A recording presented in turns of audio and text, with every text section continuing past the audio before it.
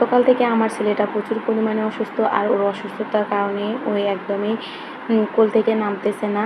তবুও রান্নাবান্না তো করতেই হবে। হ্যালো এভরিওয়ান, আসসালামু আলাইকুম। আশা করি সবাই ভালো আছেন। আলহামদুলিল্লাহ আমিও ভালো আছি। কিন্তু ছেলের অসুস্থতার কারণে একটু মনটা খারাপ। সবাই একটু দোয়া করবেন আমার ছেলেটা যেন তাড়াতাড়ি সুস্থ হয়ে যায়।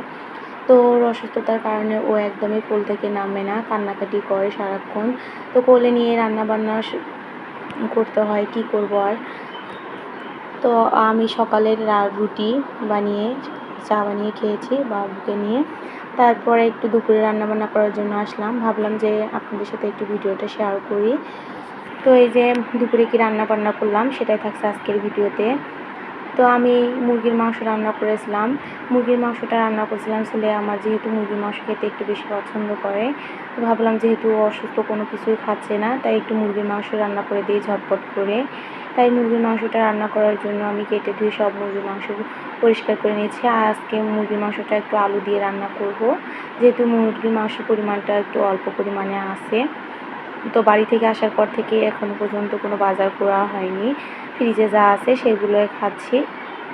তো মুরগির মাংস এতটুকুই ছিল, তাই ভাবলাম যে আলু দিয়ে রান্না করে দিই, তাহলে একটু খাবে। তো এখানে আমি মুরগির মাংসটা এখন এই যে মশলা কষিয়ে মুরগির মাংসটা একটু কষিয়ে নিয়েছি। তারপরে এখানে আমি যে সিদ্ধ করার জন্য পানি দিয়েছি, মাংসটা এদিকে সিদ্ধ হচ্ছে। তো আমি এর ফাঁকে ফাঁকে একটু করে নেড়ে চেড়ে দিচ্ছিলাম, আর বাবুকে নিয়ে একটু হাঁটাহাঁটি করতেছিলাম। তো এর মধ্যে আমার মুরগির মাংসটা প্রায় সিদ্ধ হয়ে আসছে। এখন মুরগির মাংসটাকে আর একটু ভালোভাবে নেড়ে চেড়ে কষিয়ে নেব লাল লাল করে। এই যে সুন্দর মতো লাল লাল করে কষানো হয়ে গেছে। এখন আমি এখানে ঝোলের পানি দিয়ে দিলাম, আর ঝোলের পানি দিয়ে কিছুক্ষণ ওয়েট করব। ছোটো বাচ্চা যদি যাদের বাড়িতে আসে তারাই শুধু জানে কতটা কষ্ট বাচ্চাদের অসুস্থ হলে। আর বাচ্চারা একদম অসুস্থ হলে কোনো কিছুই বুঝে না, শুধু সারাদিন কান্নাকাটি করে। আর কাল থেকে আমার খুবই খারাপ লাগতেছে, বাচ্চাটা হঠাৎ করে অসুস্থ হয়। তো যাই হোক, এদিকে আমার রান্নাটা শেষ মুরগির মাংস। এখন আমি ভুড়ি ভাজি করব একটু। তো ভুড়ি ভাজিটা রান্না করার জন্য এখানে মরিচ পেঁয়াজ দিয়ে দিলাম কড়াইয়ের মধ্যে, দিয়ে এখন তেল দিয়ে দিলাম। তেল দিয়ে এখন মরিচ পেঁয়াজটাকে একটু হালকা করে ভেজে নেব। নিয়ে এখন আমি মশলাটা কষিয়ে নেব। তো মরিচ পেঁয়াজটা এভাবে হালকা করে ভাজা হয়ে গেছে। তারপরে এখানে আদা রসুন বাটা দিয়ে দিলাম। আদা রসুন বাটাটা দিয়ে একটু ভেজে নিলাম, কারণ আদা রসুন একটু ভেজে না নিলে গন্ধ করে। তারপরে এখানে লবণ, হলুদ, গুঁড়ো মরিচের গুঁড়া দিয়ে দিলাম।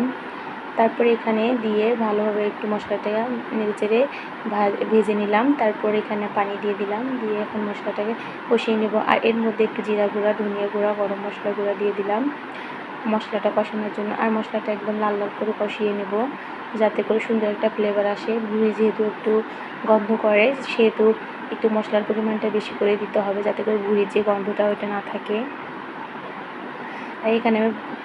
আর এখানে দুইটা তেজপাতাও দিয়ে দিলাম। তারপরে এই যে দেখেন ভুড়িটা আমি আগেই সিদ্ধ করে কেটে রেখেছিলাম ফ্রিজে, তো বের করে এই যে রান্না করার জন্য একবারে দিয়ে দিলাম মশলা কষানোর পর। এখন কিছুক্ষণ আমি ভুড়িটা কষিয়ে নেব। আর এর ফাঁকে দুটা রসুনও দিয়ে দিলাম। এই আস্তা রসুন দিলে ভুড়ি ভাজি খেতে বেশ মজা হয়।